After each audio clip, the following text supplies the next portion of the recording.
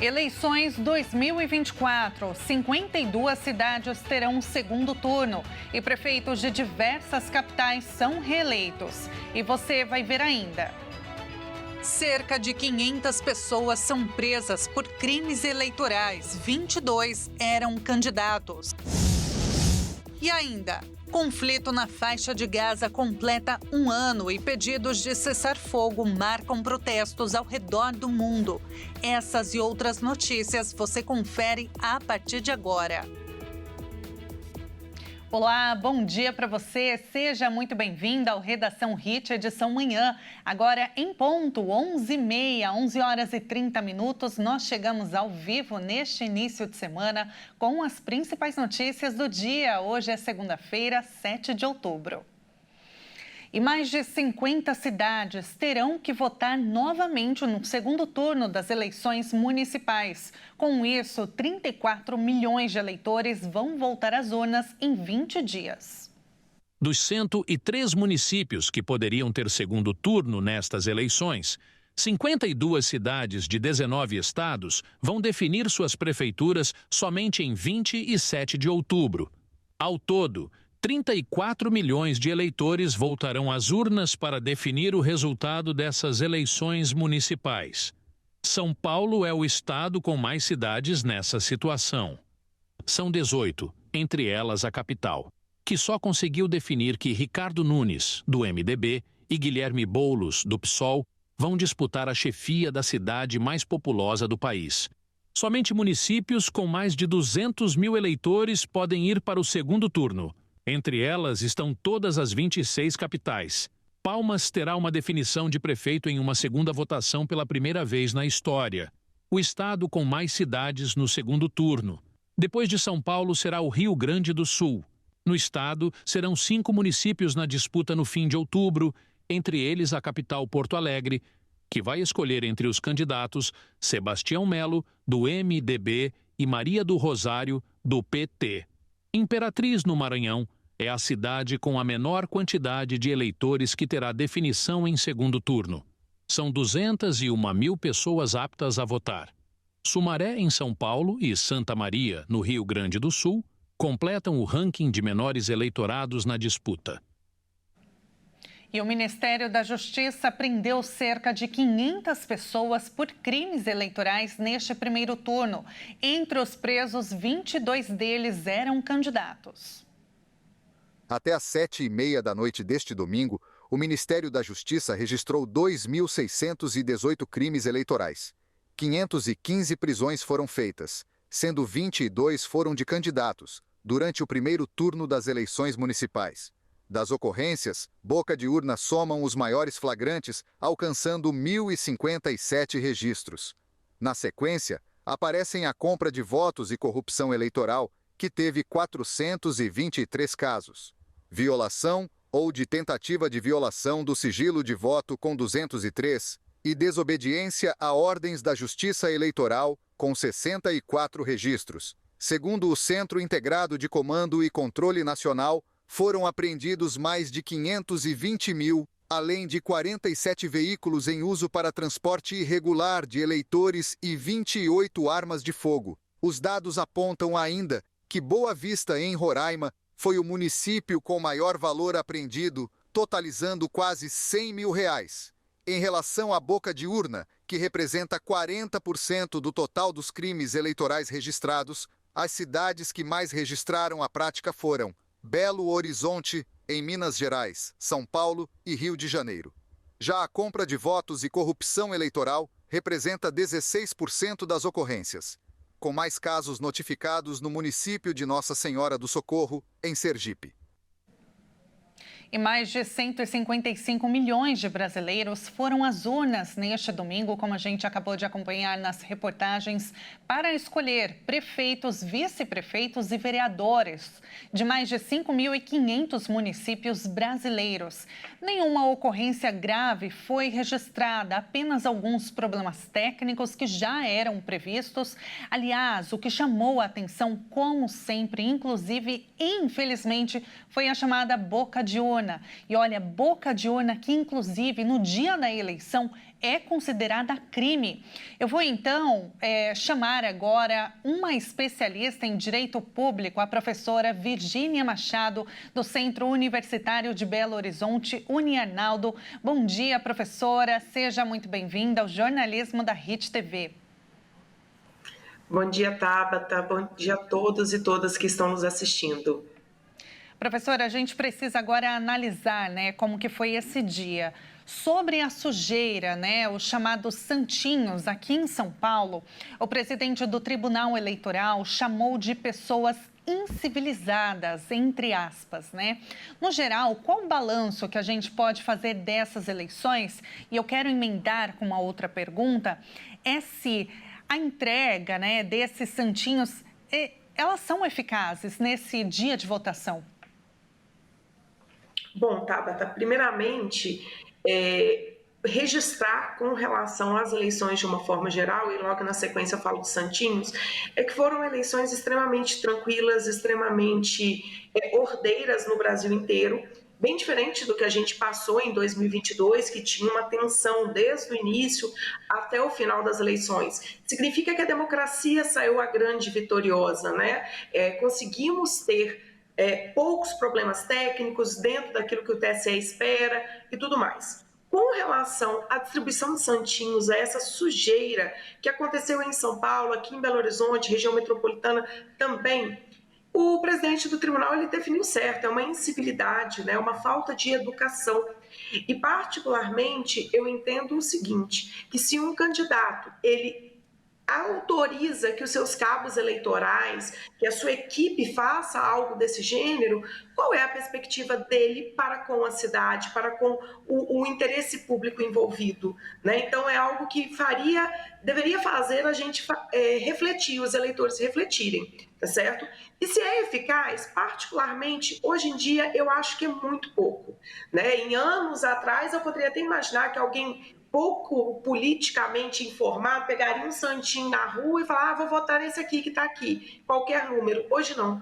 Hoje as pessoas elas estão instruídas, sejam bem instruídas, pouco instruídas, mas temos televisão, temos rede social, temos aquele contato direto que, acredito eu, que é pouco eficaz. Só causa sujeira, causa risco, entupimento de boca de lobo, enfim.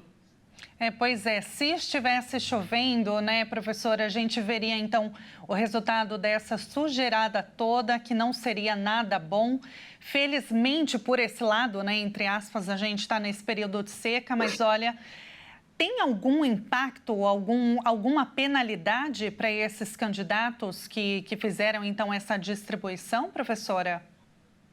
Pois é, a gente precisa de que ocorram denúncias, o eleitor ou, enfim, qualquer pessoa que tenha visto isso, faça denúncia no aplicativo. Eu sempre divulgo o aplicativo Pardal do TSE, porque pode haver a aplicação de multas, porque isso é uma propaganda irregular do candidato, entendeu? Então, tem que fazer as denúncias, porque não tem como o tribunal sair caminhando pela rua para ver esse tipo de atitude totalmente inadequada. Mas nós, como cidadãos, somos instrumentos para essa democracia acontecer. Então, façamos as denúncias, porque pode ser aplicada multa, pode ser aplicada aí as sanções previstas na legislação eleitoral. Com certeza. Agora, professora, falando sobre a abstenção, olha, de acordo com os dados do TRE, mais de 290 mil eleitores deixaram de comparecer às urnas. Como que a gente pode interpretar esse dado que ainda é muito grande, professora? Olha, Tabata, eu fico particularmente muito triste, com a divulgação de em torno de 21% dos eleitores Brasil deixando de comparecer. A participação popular é o que faz a democracia acontecer. E eu não posso transferir a outro aquela responsabilidade que é minha enquanto cidadã, enquanto eleitora, tá certo? Às vezes eu já escutei, essa responsabilidade não é minha, eu nem fui votar, ela é sua sim, porque justamente você fez isso, você não votou, ou você anulou o seu voto, ou você votou em branco. O que a gente precisa é criar um senso coletivo, um senso social de responsabilidade com a política e com os negócios públicos. Talvez a gente não tenha essa cultura ainda dentro da democracia brasileira. Desde a nossa redemocratização, nós somos jovens ainda, né? Temos 30 e pouquinhos anos aí de uma redemocratização. Porém, eu preciso conscientizar as pessoas da necessidade do voto, em última instância, uma abstenção, né? Uma justificativa de não comparecimento. E aí são situações que podem acontecer, e mais do que isso, o voto consciente, o voto em alguém que pesquisei para saber que ele merece o depósito da minha confiança, tá certo? Escutar, ler as plataformas de governo, ler aí, a participar dos debates, né, assistir debates, isso tudo é muito importante. E movimentar, o poder público tem essa obrigação. Tá? Isso eu imputo ao poder público, de movimentar o interesse social, de participar do jogo eleitoral. Professora, nessa eleição, a gente viu a ampliação e a consolidação de muitos partidos, de líderes de direita e também do centrão, né, no comando da maioria das cidades brasileiras. O que está mudando no eleitor brasileiro? A gente pode entender que o eleitor ele está magoado? Sabe o que acontece? Eu estava até pensando nisso depois que a gente viu que o PSD teve o maior número de cidades, enfim, e partidos de esquerda eles vieram numa coadjuvância bem interessante em números específicos. Há um reflexo social nisso, sabe, Tabata? A gente pode dizer que existe no Brasil uma tendência de uma sociedade atual buscando ideias mais conservadoras. E quando eu falo no conservadorismo, não é o extremo, né? Não estamos falando de extremistas, estamos falando de uma centro-direita mais bem delineada. Mas isso é um reflexo de movimentos que começaram há alguns anos. Esses partidos começaram movimentos e investimentos nesse sentido, tá certo? No sentido de segregar líderes, de investir em pessoas específicas para que elas tivessem depois uma representação e, consequentemente, uma eleição. O que a gente vê, às vezes, da esquerda brasileira é uma inação neste sentido. É como se nós vamos ganhar a eleição porque somos esquerda, somos partidos muito voltados para as causas sociais, para as causas progressistas, como se fosse uma pré-definição de votação. E isso, com as eleições deste ano, mostrou que não. A gente tem partidos como, por exemplo, o PSDB, que é outro partido não de esquerda, mas com grande representatividade há alguns anos atrás, colocado aqui numa coadjuvância completa, né? Nem coadjuvante, talvez fez participação especial. O que a gente precisa perceber, e todos esses núcleos políticos precisam perceber, é que a sociedade está em constante modificação. Eu não posso trazer a realidade dos anos 90, do início dos anos 2000 para 2024. A gente tem a mídia social ainda influenciando. Claro que a gente viu que alguns candidatos, aqui em Belo Horizonte aconteceu isso, por exemplo, nós tínhamos um candidato que antes da propaganda eleitoral ele estava disparado em primeiro lugar e ele não chegou ao segundo turno. Claro que a gente pode analisar isso como sendo um efeito da televisão, do rádio, etc. Mas a mudança é necessária. Então, se a esquerda ela quiser se consolidar, se a esquerda quiser continuar se desenvolvendo e ter esse protagonismo que os partidos de centro tiveram, ela vai precisar refazer os cálculos da sua rota. Porque da forma que está, a gente está observando uma tendência à centro-direita, a um conservadorismo por parte do eleitor brasileiro. Professora, mas também eu gostaria de te fazer uma pergunta que há muita confusão na questão de conservadorismo, né? Grande parte do eleitor acredita que conservadorismo, ser conservador, é pauta de costumes, né? Quando na realidade a gente está falando mais no sentido socioeconômico.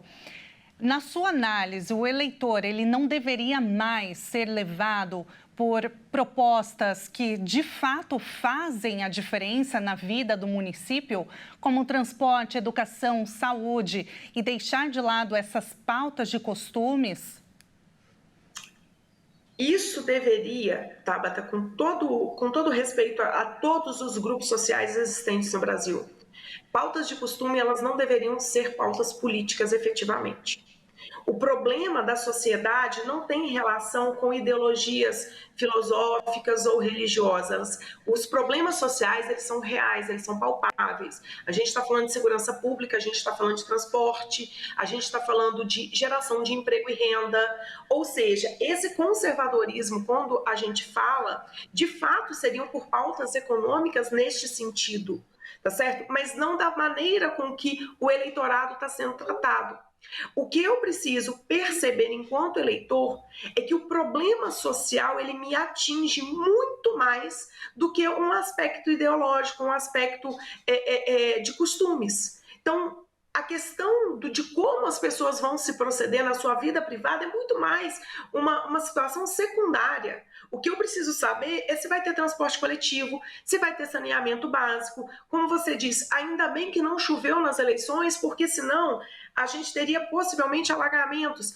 Olha, o risco que a gente está vivendo na iminência de chover, e aqui em Belo Horizonte, por exemplo, a gente está quase 6 meses sem chuva. Então, qual é a proposta para o meio ambiente? É isso que a população precisa reconhecer nos seus candidatos. Esquecer este aspecto de costumes, tá certo? E pensar naquilo que efetivamente acontece. Quando chove, você consegue se deslocar perfeitamente? O que o seu candidato propôs quanto a isso? Já renda, população, rua, linha urbana, o que foi feito? Exatamente. Professora, olha, muito obrigada. No finzinho deu uma falha na conexão, mas foi ótima a sua análise. Eu já te agradeço de antemão. Muito obrigada. Foi um prazer te ouvir e até uma próxima, professora. Bom dia, minha querida. Bom dia para todos e vai para o segundo turno. Bom voto. Muito obrigada. Um ótimo voto. E agora, continuando a falar de eleições, eu vou trocar de câmera. Vamos ver agora vários prefeitos que tiveram atual mandato bem avaliado pelos eleitores foram reeleitos, isso nas capitais brasileiras. É o caso de Rio de Janeiro, Recife, Macapá, Boa Vista, Florianópolis e Rio Branco e Salvador. Vamos ver. As eleições municipais deste domingo nas capitais brasileiras contaram com prefeitos bem avaliados reeleitos no primeiro turno. É o caso do Rio de Janeiro, que deu uma ampla vitória a Eduardo Paes, com quase 60% dos votos válidos. Paes teve como principal rival o ex-delegado da Polícia Federal Alexandre Ramagem, apoiado pelo ex-presidente Jair Bolsonaro. O mesmo cenário se repetiu em Recife, onde o prefeito João Campos, do PSB, não deu chance aos adversários e ficou com mais de 78% dos votos válidos. João é filho de Eduardo Campos, candidato à presidência em 2014, que morreu em um acidente aéreo em plena campanha. Os prefeitos de Macapá, Boa Vista, Florianópolis, Rio Branco e Salvador também foram reeleitos, seguindo a tendência dos prefeitos bem avaliados. E veja a seguir. Conflito entre Hamas e Israel completa 1 ano e manifestantes pedem cessar fogo na região. E agora, na sua tela, imagens ao vivo de Campo Grande, Mato Grosso do Sul. 34 graus neste momento e atenção, porque tem alerta vermelho para baixa umidade. Nós voltamos já já.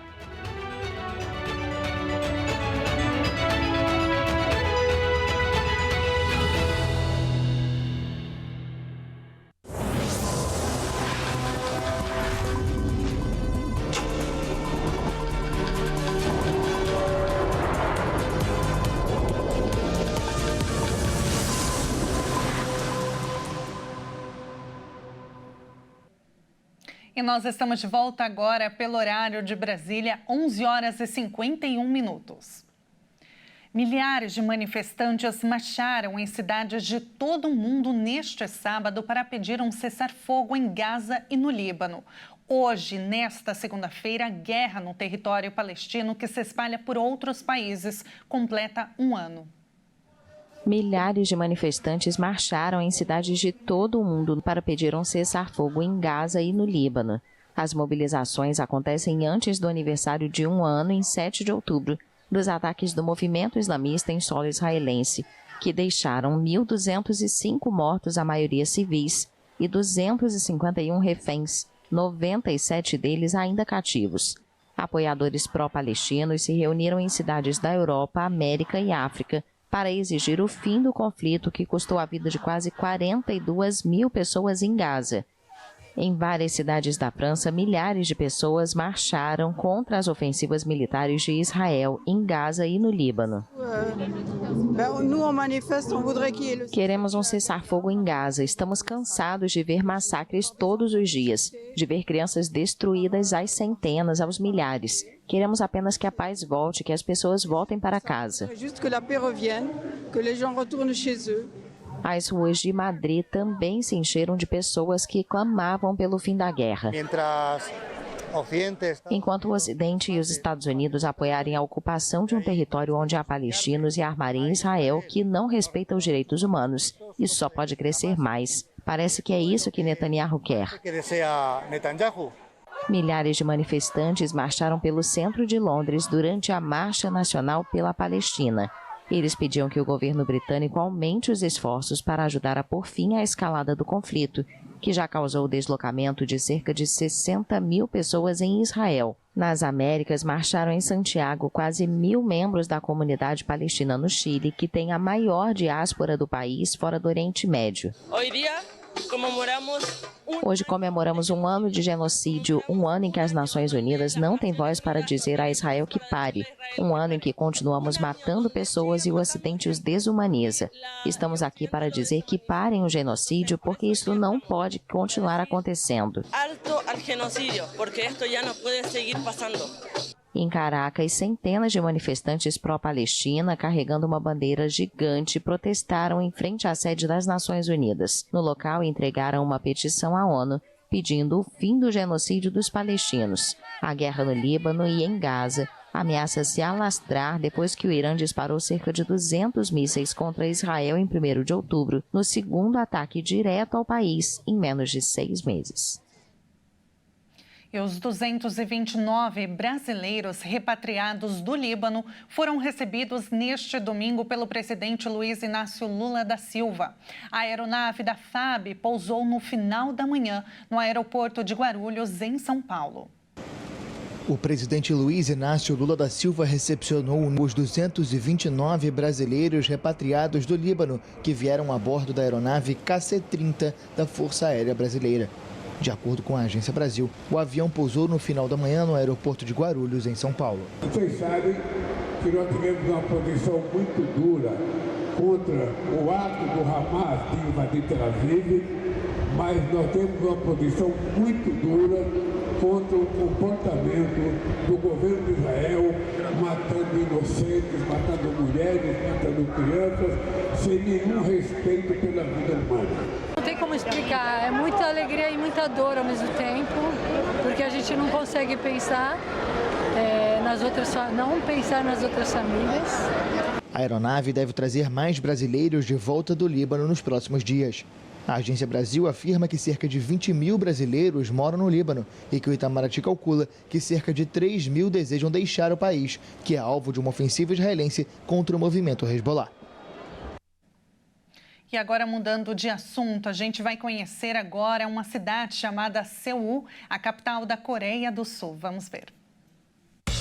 Conhecida como a capital da Coreia do Sul, Seul é altamente cultural, com palácios e paisagens naturais que abraçam a terra coreana. Cerejeiras cobrem as montanhas e museus contam a história do país. Além disso, a Coreia do Sul está em 12º lugar no ranking do Índice de Desenvolvimento Humano. Seul é considerada uma das melhores metrópoles para se visitar atualmente, sendo comparada a Tóquio, mas com características únicas e especiais. Que incrível, né? E é claro que a gente vai agora para lá acompanhar uma câmera ao vivo, saindo então dos estúdios HIT em São Paulo. Vamos para Seul, diretamente para a estação de metrô, a principal estação da capital coreana. Vale lembrar que pelo horário não se assuste que já é noite por lá, viu? Olha só. E veja, tem algumas curiosidades que eu gostaria de compartilhar com você. Você sabia que os coreanos já nascem mais velhos do que o resto do mundo?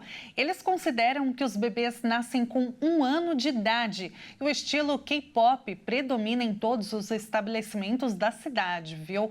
Além disso, a média de sono em Seul é uma das menores do mundo. Eles costumam dormir 6 horas por noite. Muitas ruas não possuem calçadas, obrigando os pedestres a disputarem espaço com os próprios carros. E olha só, com essas imagens encerramos esta edição. Muito obrigada pela sua companhia. Um excelente início de semana para você e a gente se encontra ao longo da programação. Até mais.